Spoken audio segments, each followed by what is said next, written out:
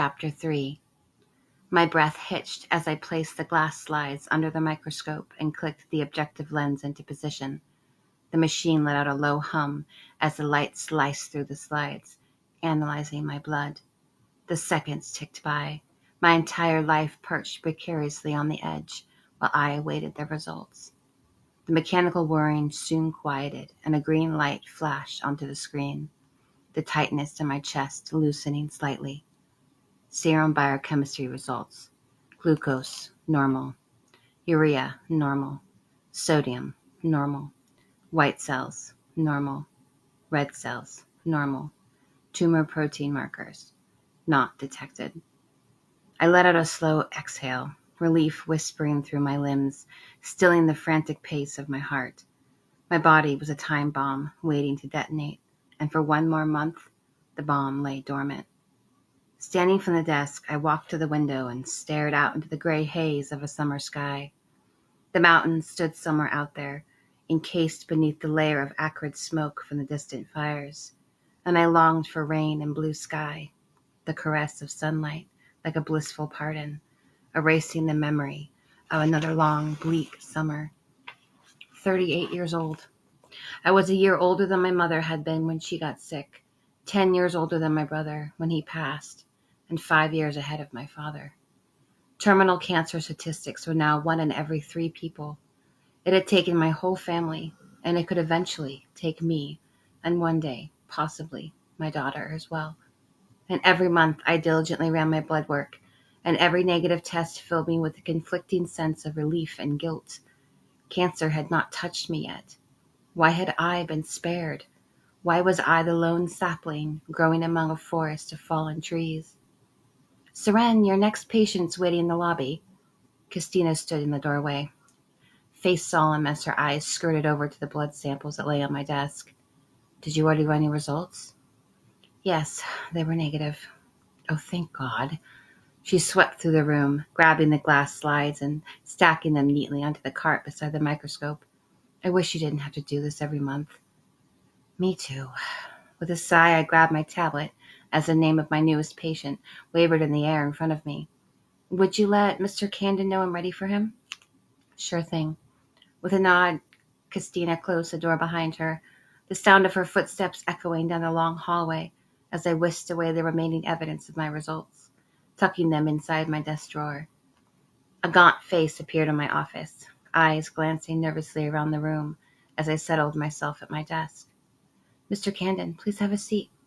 I gestured to the chair in front of me, watching as he shuffled over and sank down, arms folded across his chest. I tapped the screen and his holographic chart sprang up in front of me, causing my breath to still. A long exhale tumbled from him, his voice barely a whisper. "It's pretty bad, isn't it?" I looked over at him, his skin sallow and shrunk against bone.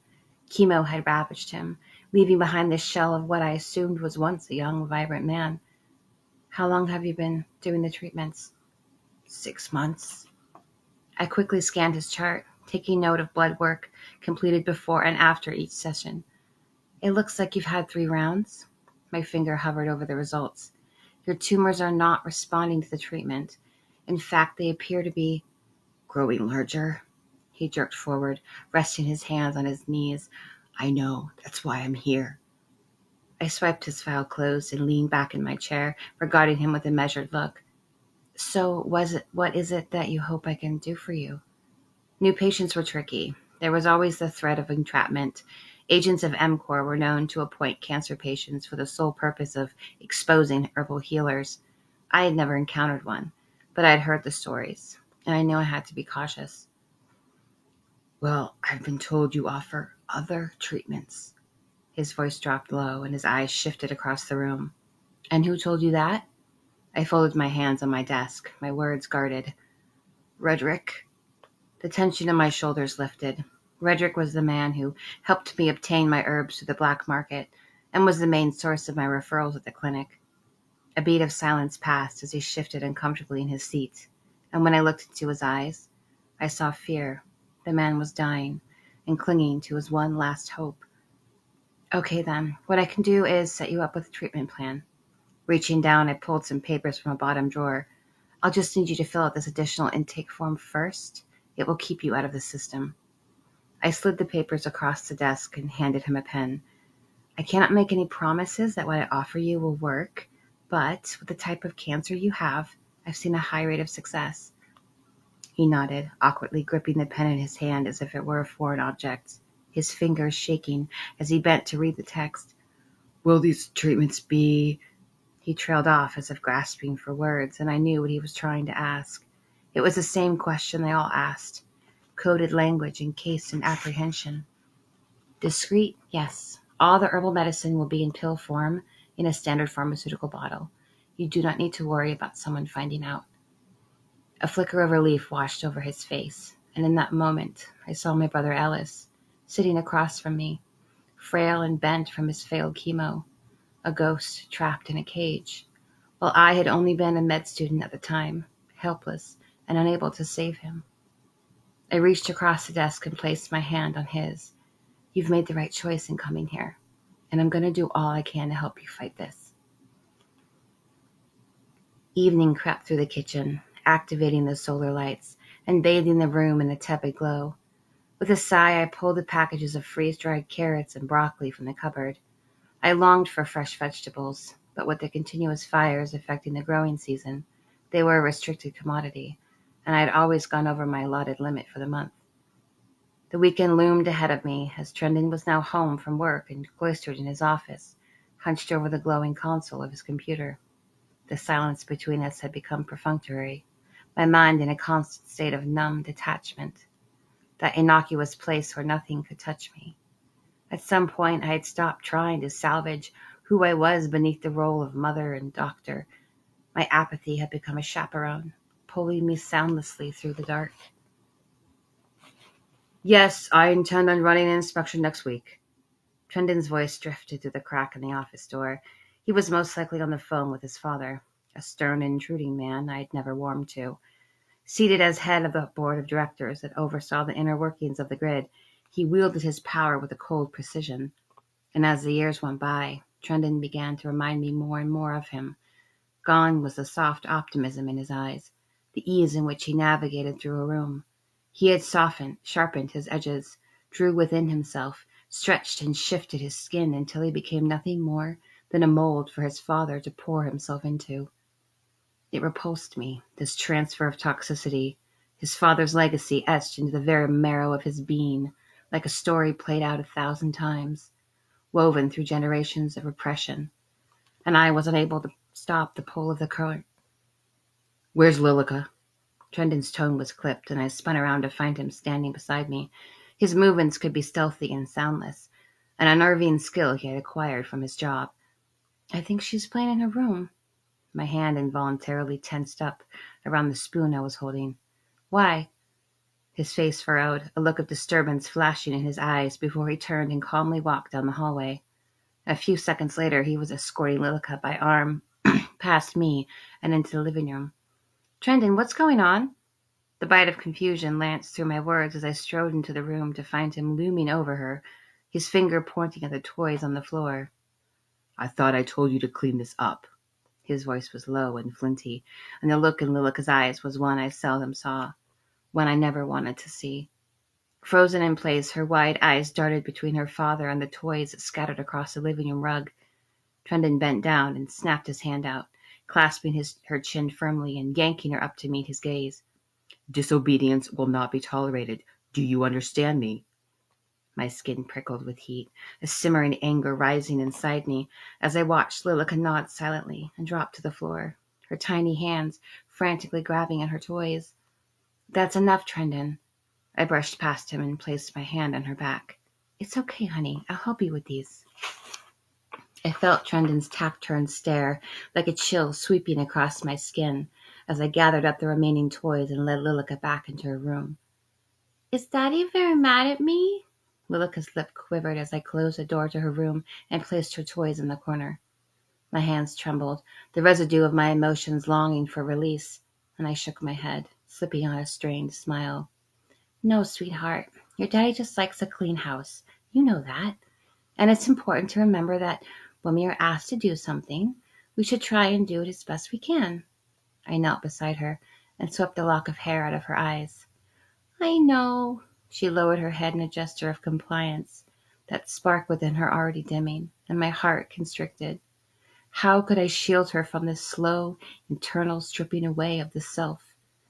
From the moment our children were born, we were expected to cull the wildness, to shrink their spirit down so they would one day comfortably fit inside the roles designed for them. And while I stood here with a painted smile, inside I was screaming. Have I always been screaming? And how long did I have until the sound eventually slipped from my mouth? I was going to pick up my toys, I promise. I just wanted to finish brushing Dolly's hair.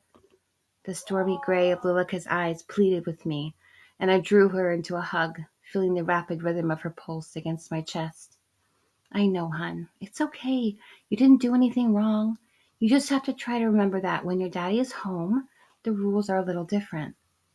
She looked up at me and nodded. It was a silent understanding born from the small secrets we kept, the herbal remedies and whispered stories, the fragments of freedom I tried to give her in the absence of Trendon's rigid hold.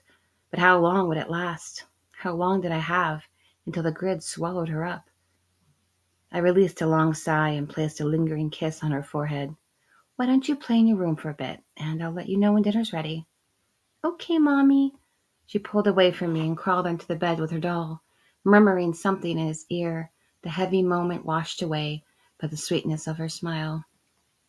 Closing the door behind me, I made my way back into the kitchen, where Trendon was sitting stiffly at the table, his hands folded, jaw firm.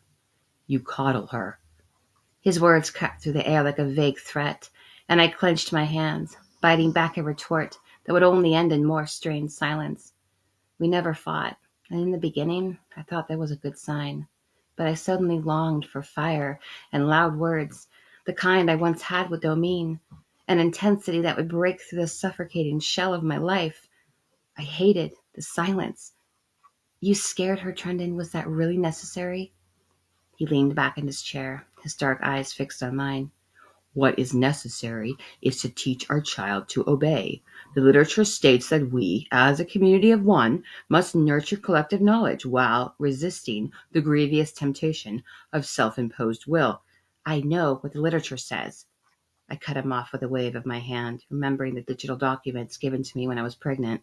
Pages upon pages of structured outline, defining what I could and could not do within my role as a parental guardian. I've been thinking we should consider sending Lilica to the Ameliorate facility. What? I clenched the counter, my breath lodged in my chest. What are you talking about? She doesn't need to be reformed. She's a really good kid. Trendon tapped his finger against the table, his face impassive. It would only ensure she is raised correctly. I don't think, with the current demands of your job, that you really have time for it these days. I shook my head. What are you talking about? No, absolutely not. We are not sending her away. She's being raised just fine. Is she? He stood from the table and looked at me, his eyes detached. I tried to find the flicker of warmth hidden there, the tenderness that had once been present, but all I saw was a steely reserve, and it terrified me. Where did you go? Look, she's doing really great at the Learning Center. I forgot to tell you her teacher assigned her to hold the emblem at the parade next month. Isn't that good news? My pacifying chatter filled the kitchen, sticky and sweet like honey, hoping my desperate act would mollify his resolve. And despite our supposed equality within the home, his choices had always held more sway than mine. His deep connections within the grid stood like silent shadows around us, while I played with fire. Something softened in his eyes, my assurances appearing to have placated him, for he moved closer to me and placed his hands gently on my shoulders. Well, she still has a year until she's even eligible. I suppose we can revisit this conversation at that time. I nodded, trying to keep my face neutral, as I inwardly recoiled from him. The press of his hands suddenly felt like a clawing serpent constricting my lungs. Releasing me, he strode down the hallway, his voice echoing off the bare walls. I'll be in my office for a while. Let me know when dinner's ready. Shaking, I collapsed onto the kitchen chair, my breath returning to me in short streams of air that trembled against my lips as the hot bile of my anger rose in my chest. He was not going to take my daughter away from me. She was all I had.